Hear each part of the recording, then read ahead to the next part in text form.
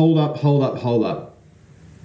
You just saw me arrive, and then things happened in between that when you just saw me with Easy Does It Moto and Brendan, Bronze Hunter, on Instagram. So I need to explain a couple of things there. There was this whole thing when I turned up and we got to Brendan's house. I'd found out that the night before Easy Does It Moto, his battery had died on the way up to Brendan's house. Stopped dead on the freeway, and I'll put a bit of that reel here.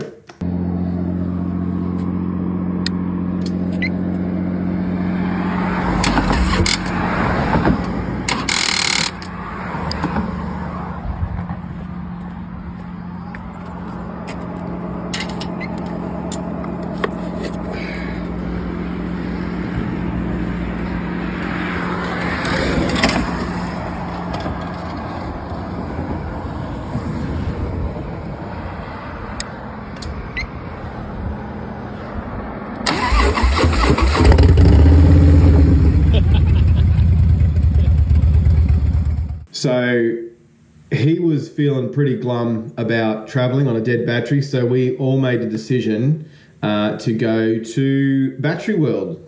This is at 7 o'clock in the morning. We realised that Battery World was in Penrith. We were in Hazelbrook, so we had to drive down to Penrith, be there for 9 a.m. to buy not one for Easy Does It's battery, but two for my battery, because you might remember that I had to push start my bike on the morning of. So anyway, here's a photo of us mad individuals in a van. And so we basically got back, swapped out the batteries, and then finally got on the road about, I think it was 11 a.m. Maybe a little earlier, but it just started raining, so we waited for a little bit, and then anyway, let's pick the story back up, and hopefully you guys enjoy. Cheers.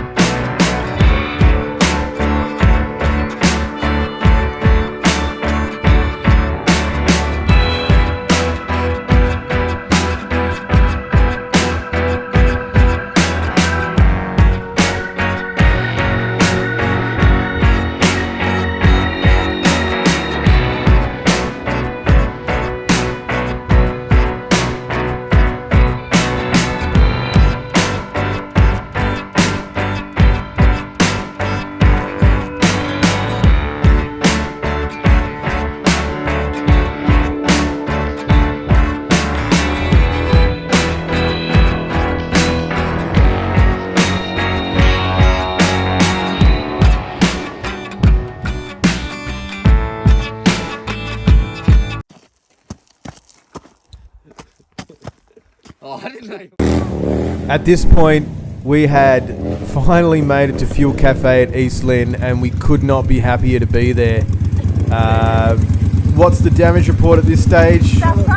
Well, I'll fill you in at the end.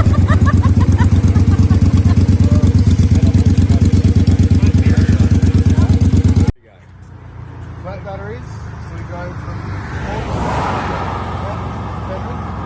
back up and go away. Yeah, battery world. I couldn't even hide it because my one piece stopped last night. Oh yeah!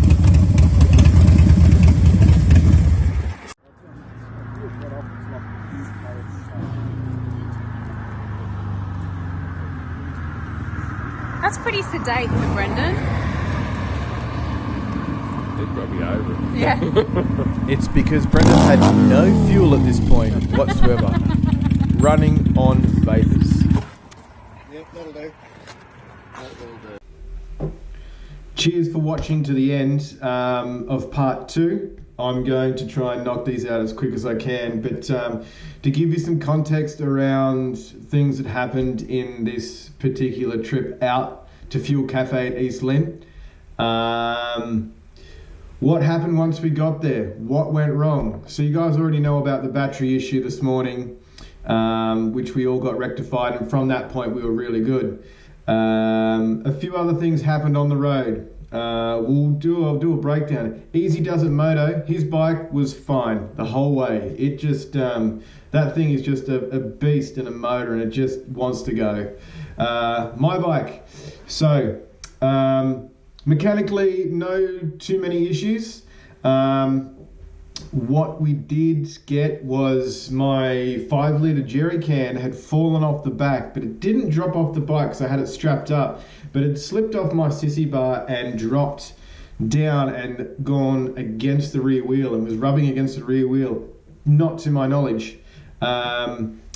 So we pulled over at one point and I found it there. It was leaking fuel down the back wheel, across the chain, across everything. So I guess it was keeping my chain clean, but we ended up pulling that off pretty quickly and ended up tipping that into Brendan's bike.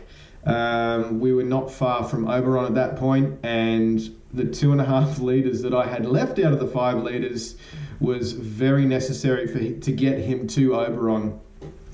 What else happened? My pannier brackets that I'd made for this trip snapped, so we had to end up, I had to repack my whole thing, use some ratchet straps to hold everything together in a tight down pack.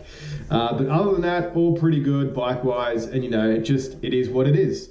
Brendan didn't fare so well, but that doesn't let anything like that rain on his parade, and all the kudos in the world to him.